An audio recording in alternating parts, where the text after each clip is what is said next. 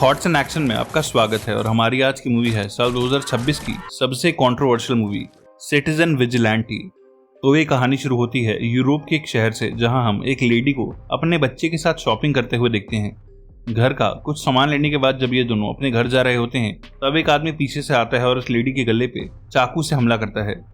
ये लेडी जमीन पे गिर जाती है और ब्लीडिंग से इसकी मौत हो जाती है और वो बच्चा रोते हुए अपनी माँ को मरते हुए और उस किलर को वहां से भागते हुए देखता है। इंटरनेट और मीडिया रिपोर्ट्स में हम देखते हैं कि सीरिया, इराक और अफगानिस्तान जैसे वॉर में घिरे इस्लामिक देशों से माइग्रेट हुए लोग और उनकी फैमिलीज यहाँ सबसे ज्यादा क्राइम्स कर रहे हैं और हालात इतने बुरे हैं कि लड़कियां रात को 8 बजे के बाद अपने घर से भी नहीं निकल सकती। इसी के बाद हम एक सैंडर्स नाम के आदमी को वर्कआउट करते हुए देखते हैं और वर्कआउट खत्म करने के बाद ये अपने सामने पड़े हथियार रेडी करता है, जैसे ये किसी लड़ाई के लिए खुद को रेडी कर रहा हो। सैंडर्स भी इन माइग्रेंट लोगों और इनकी बढ़ती पॉपुलेशन और क्राइम से दुखी है और क्योंकि गवर्नमेंट इन्हें रोकने के लिए कुछ नहीं कर रही, इसलिए वो इनसे अपने तरीके से डील करने वाला है। इसके बाद हम शाम को 3 गैंगस्टर्स को देखते हैं जो कुछ साल पहले रेफ्यूजी की तरह इस देश में आए थे, पर अब ये ड्रग्स बेचने का काम करते हैं और उनके पास अपने क्लब्स और लग्जरी गाड़ियां भी हैं। पर कुछ दिन पहले इन्होंने एल्मा नाम की एक लड़की का किया था और उसे इतना मारा था कि अब वो हॉस्पिटल में है, इसलिए इनसे हिसाब करने सैंडर्स यहाँ आया है। और जैसे ही ये तीनों अपने एक वेयर हाउस में आते हैं, सैंडर्स जो उनका वेट कर रहा होता है इन्हें गोलियों से भून डालता है। इन मर्डर्स के बाद सैंडर्स कैमरा में अपना फेस ब्लर करके एक वीडियो रिकॉर्ड करता है और ये अनाउंस करता है कि अब लोगों को इनसे डरने की जरूरत नहीं है, क्योंकि अगर गवर्नमेंट उनकी हेल्प नहीं करेगी तो वो उनके लिए लड़ेगा। ये वीडियो बाहर आते ही वायरल हो जाती है और सोशल मीडिया पे सभी लोग सैंडर्स को सपोर्ट करने लगते हैं और सभी उसे सिटीजन विजिलेंटी का नाम देते हैं, क्योंकि सब इन क्राइम से अब थक चुके होते हैं। देश की पुलिस और गवर्नमेंट इस विजिलेंटी के मैसेज से शॉक होती है और वो हेनरी नाम के एक इंटरपोल के बड़े ऑफिसर को इसे पकड़ने का काम देते हैं। वर्ल्ड न्यूज चैनल की एक रिपोर्टर हेनरी से पूछती है कि उन्हें इस विजिलेंटी को पकड़ने की इतनी जल्दी क्यों है, जबकि सब जानते हैं कि असली क्राइम्स तो दूसरे देशों से आए माइग्रेंट्स कर रहे हैं। हेनरी कहता है कि इस विजिलेंटी ने कानून तोड़ा है और हमें शक है कि कुछ रिसेंट हुए मर्डर्स में भी इसका हाथ हो सकता है और हम किसी भी तरह की वॉयलेंस को सपोर्ट नहीं कर सकते। उधर हम 2-3 दिन पहले का फ्लैशबैक देखते हैं, जहां सैंडर्स एक पब्लिक बस से कहीं जा रहा है और तभी उस बस में 3 टीनेजर्स बिना टिकट के घुस जाते हैं और जब ड्राइवर उनसे टिकट के पैसे मांगता है तब वो उसे धमकाने लगते हैं। सैंडर्स ड्राइवर से कहता है कि मुझे कहीं जाना है, इसलिए प्लीज बस जल्दी चलाओ, पर ड्राइवर कहता है कि जब तक ये लोग टिकट नहीं लेते तब तक बस नहीं चलेगी और सैंडर्स ड्राइवर को उन तीनों की भी टिकट के पैसे देता है और ड्राइवर बस चलाने लगता है। सैंडर्स उन तीनों के पास आके बैठ जाता है और कहता है कि आज तुम्हारा लकी डे है, पर प्लीज दोबारा कभी मुझे किसी को बुली करते मत मिल जाना, वरना तुम्हें घूमने के लिए बस की नहीं बल्कि व्हील चेयर्स की जरूरत पड़ेगी। एक लड़का उसे डराने के लिए चाकू निकालने लगता है, पर सैंडर्स उससे पहले ही उसका हाथ पकड़ लेता है और ये तीनों उस बस से उतर जाते हैं और जाने से पहले ये उसे गालियां देते हैं और चाकू भी दिखाते हैं।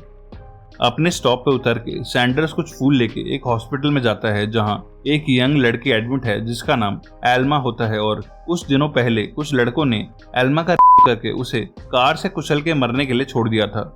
सैंडर्स एल्मा से उसके केस के बारे में पूछता है और एल्मा जो ठीक से अपना चेहरा भी नहीं हिला सकती, उसे लगता है कि सैंडर्स कोई पुलिस वाला है और वो उससे कहती है कि पुलिस ने मेरे बताए डिस्क्रिप्शन के 3 आदमियों को अरेस्ट किया था, पर कम एविडेंस होने की वजह से उन्हें कुछ ही घंटों में बेल भी मिल गई। सैंडर्स एल्मा से पूछता है कि तुम क्या चाहती हो, जिस पे एल्मा कहती है कि मुझे बस अपने लिए इंसाफ चाहिए। वो कहता है कि कोर्ट के थ्रू इंसाफ मिलने में तुम्हें सालों लग जाएंगे और ऐसा भी हो सकता है कि एंड में जज उन्हें ज्यादा सजा ही ना सुनाए। जो सुन के एल्मा रोने लगती है और कहती है कि मैं चाहती हूँ कि वो तीनों मर जाएं और सैंडर्स उसका हाथ पकड़ के कहता है कि उन्हें सजा जरूर मिलेगी और वो वहां से चला जाता है। शाम को वो उन तीनों गैंगस्टर को मार डालता है और ये तीनों वही लड़के थे जिन्हें हमने मूवी की स्टार्टिंग में सैंडर्स के हाथों मरते देखा था। इन तीनों की मरने की खबर न्यूज में आती है और सब समझ जाते हैं कि ये विजिलेंटी का ही काम है और हेनरी अब इस विजिलेंटी को हर जगह ढूंढने लगता है। इसके बाद हम सैंडर्स उर्फ विजिलेंटी को देखते हैं जो अपनी प्रॉपर्टीज को चेक करने जाता है।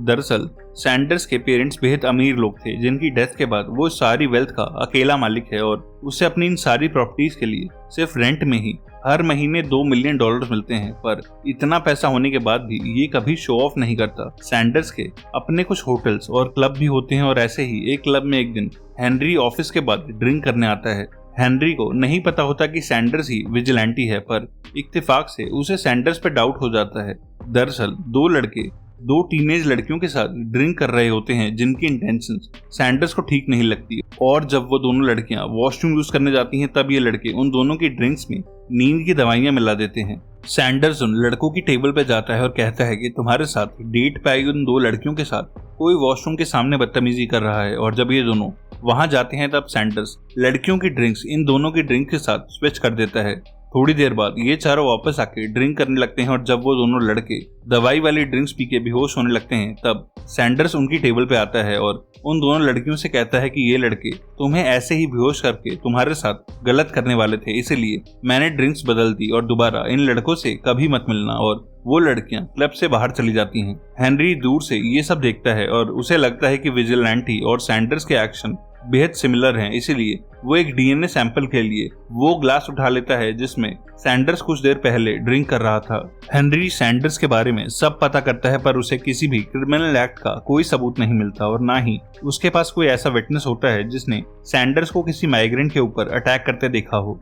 पर वो फिर भी उसे अरेस्ट करने कुछ स्वाट कमांडोज के साथ एक एड्रेस पे जाने लगता है। हेनरी की टीम उस घर को घेर लेती है और एक टीम दरवाजा तोड़ के उस घर के अंदर घुसने लगती है। सैंडर्स जो पहले ही ये सब होता सीसीटीवी में देख रहा होता है, वो दो एके राइफल्स के साथ एक स्टील के बुलेट प्रूफ बंकर के अंदर चला जाता है और एक स्पीकर से हेनरी और उसकी टीम से कहता है कि मैं किसी को नुकसान पहुंचाना नहीं चाहता, इसलिए तुम सब वापस लौट जाओ। पर हेनरी की टीम उस बंकर के ऊपर गोलियां बरसाने लगती है ताकि सैंडर्स उसमें से बाहर आ जाए। ये देख के रिटर्न फायर में सैंडर्स भी एके राइफल से कमांडोज पर गोलियां चलाता है और हेनरी की टीम के कई लोगों को गोलियां लगती हैं।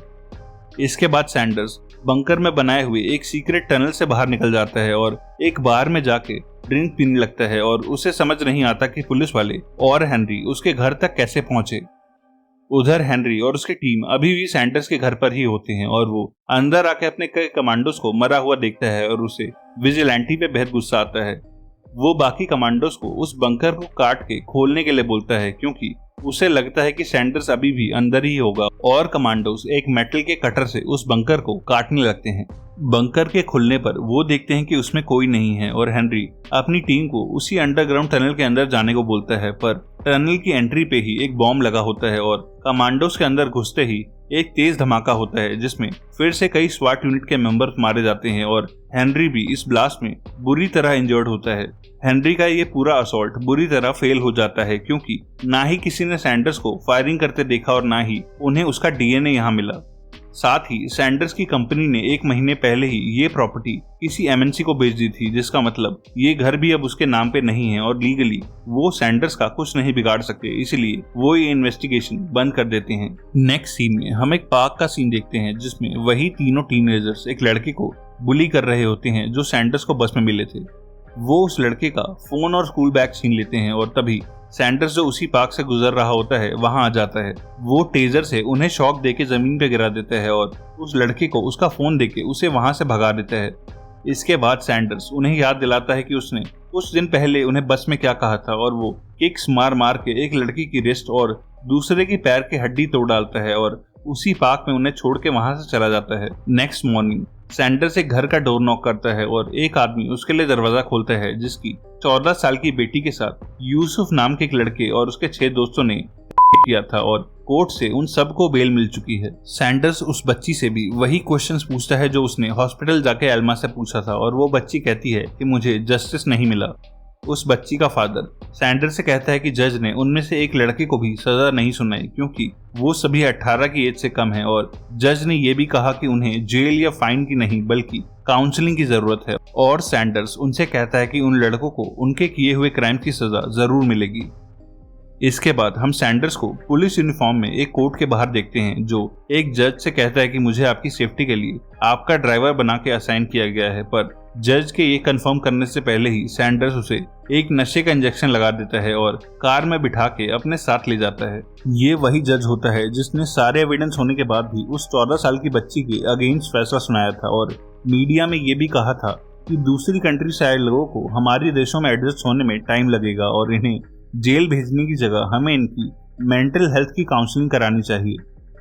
जज को जब थोड़ा होश आता है तब सैंडर्स उससे पूछता है कि तूने ऐसा फैसला क्यों सुनाया। और जज कहता है कि मैंने यूसुफ के लॉयर से पैसे खाए थे और लेफ्ट की पॉलिटिकल पार्टीज हमें फोर्स करती रहती हैं कि हम इनके अगेंस्ट कोई एक्शन ना लें, क्योंकि वही लोग इन्हें देश में सिटीजनशिप देते हैं ताकि ये सब उन्हें वोट करके पावर में रख सकें। सैंडर्स उसे शहर से दूर एक खाली जगह लेके जाने लगता है और कहता है कि तेरे जैसे लोगों की वजह से ही पब्लिक का कानून से विश्वास उठ रहा है। और वो एक आइसोलेटेड जगह पे कार रोकता है। वो उस जज की दोनों रिस्ट काट देता है और उसके ऊपर शराब भी गिरा देता है ताकि ऐसा लगे कि जज ने नशे में खुद ही अपनी जान ली है, जिसके बाद वो कार बदल के वहां से निकल जाता है। अगले दिन सैंडर्स एक अपार्टमेंट बिल्डिंग में जाके एक घर की बेल बजाता है और ये घर यूसुफ नाम के उसी 15 साल के लड़के का होता है जिसने अपने 6 दोस्तों के साथ मिलकर उस बच्ची के साथ गलत किया था। यूसुफ का फादर दरवाजा खोलता है और उसे लगता है कि सैंडर्स कोई जर्नलिस्ट है जो उसके बेटे के केस के बारे में फिर से क्वेश्चंस पूछने आया है, इसीलिए वो उसे घर के अंदर आने नहीं देता। पर सैंडर्स उसे साइलेंसर लगी एक पिस्टल दिखाता है और गन पॉइंट पे घर के अंदर घुस जाता है। घर के अंदर यूसुफ, उसकी बहन और उसकी माँ भी लंच कर रहे होते हैं, जो सैंडर्स को देख के डर जाते हैं। और सैंडर्स कहता है कि उसे उन सब से कुछ सवाल पूछने हैं, पर यूसुफ उसे सीरियसली नहीं लेता। और जैसे ही वो सैंडर्स को मारने के लिए आगे बढ़ता है, उसे पैर में गोली लगती है और सैंडर्स सबसे कहता है कि अगर तुमने मेरी बात नहीं मानी तो मैं सबको शूट कर दूंगा। और वो यूसुफ की बहन से सबके फोन्स टेबल पर रखवाता है और सबको अपने सामने एक सोफे पे बैठने को बोलता है। अब वो यूसुफ से पूछता है कि तूने अपने दोस्तों के साथ मिलकर उस लड़की के साथ ऐसा क्यों करा। यूसुफ उससे माफी मांगता है और कहता है कि मैं नशे में था, जिसके लिए मेरी काउंसलिंग भी चल रही है। और वो कहता है कि मुझे लगा कि वो लड़की यही सब चाहती है। सैंडर्स उसे वो रात याद दिलाता है और उससे पूछता है कि तुझे ऐसा क्यों लगा कि वो लड़की चाहती थी कि तू और तेरे दोस्त उसे झाड़ियों में ले जाके उसके साथ ऐसी हरकतें करें, और कोई भी लड़की ऐसा क्यों चाहेगी। यूसुफ का फादर कहता है कि मेरे बेटे को ज्यादा नॉलेज नहीं है और हम एक दूसरी कंट्री से यहाँ आए हैं, इसलिए ये इस कंट्री के रूल्स को नहीं समझता। अब सैंडर्स यूसुफ की बहन की तरफ अपनी गन पॉइंट करता है और उससे पूछता है कि तुमने अपने भाई को डिफेंड करते हुए सोशल मीडिया पे ये लिखा कि इस देश की लड़कियों के साथ ऐसा ही होना चाहिए, पर मुझे जानना है कि तुमने ऐसा क्यों लिखा। यूसुफ की बहन कहती है कि वेस्टर्न देशों की लड़कियां छोटे और रिवीलिंग कपड़े पहनती हैं, जिसकी वजह से हमारे लड़के खुद को कंट्रोल नहीं कर पाते और इसी वजह से उन लड़कियों के साथ ऐसा होता है। सैंडर्स उसे याद दिलाता है कि जिस रात यूसुफ और उसके दोस्त ये सब कर रहे थे, उस रात वो भी वहीं थी और उस लड़की ने छोटे कपड़े नहीं पहने थे, फिर भी उसने अपने भाई को नहीं रोका, जबकि वो खुद एक लड़की है।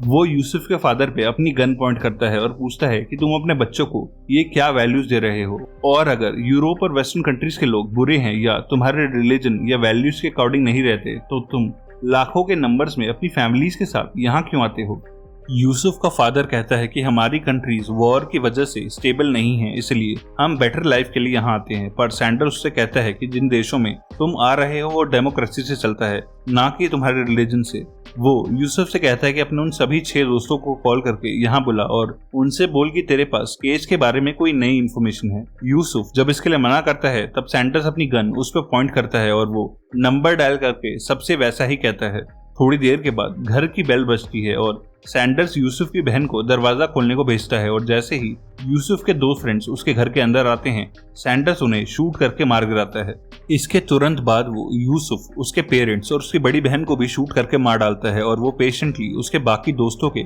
आने का वेट करने लगता है। थोड़ी देर बाद यूसुफ के 2 और फ्रेंड्स वहां आते हैं और सैंडर्स उन्हें गन पॉइंट पे लेके घर के अंदर आता है और ड्राइंग रूम में ले जाके उन्हें भी शूट कर देता है।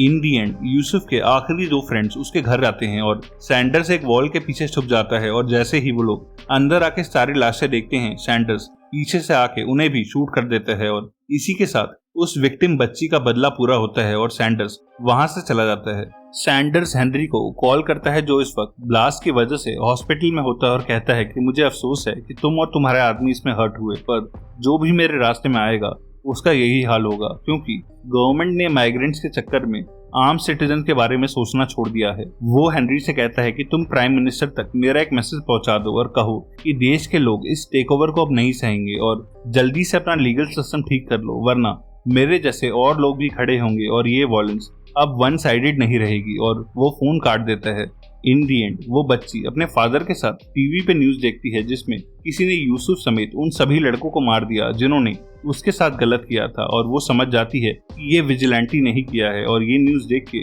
उन दोनों को रिलीफ फील होता है। एक और ऐसी ही मूवी के लिए लेफ्ट या राइट वाली वीडियो पे क्लिक करना। तब तक के लिए stay safe and keep watching thoughts in action.